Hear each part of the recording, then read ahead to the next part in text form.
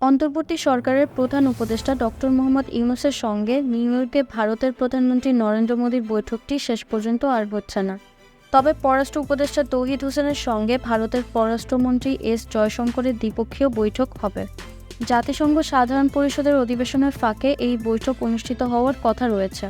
শনিবার ২১ সেপ্টেম্বর দুপুরে পররাষ্ট্র মন্ত্রণালয়ে এক সংবাদ সম্মেলনে একথা জানান পররাষ্ট্র উপদেষ্টা তৌহিদ হোসেন।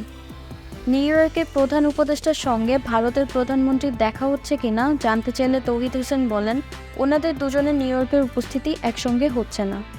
ভারতের প্রধানমন্ত্রী নরেন্দ্র মোদী নিউ ইয়র্ক থেকে আগে চলে আসছেন আর প্রধান উপদেষ্টা ডক্টর ইউনূস একটু পরে যাচ্ছেন।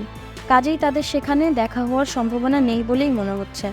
ভারতের পররাষ্ট্রমন্ত্রীর সঙ্গে তার দ্বিপক্ষীয় আলোচনার বিষয় জানতে চাইলে পররাষ্ট্র উপদেষ্টা বলেন, এস জয়শঙ্করের সঙ্গে আমার দেখা হওয়ার বিষয়টি প্রায় নিশ্চিত।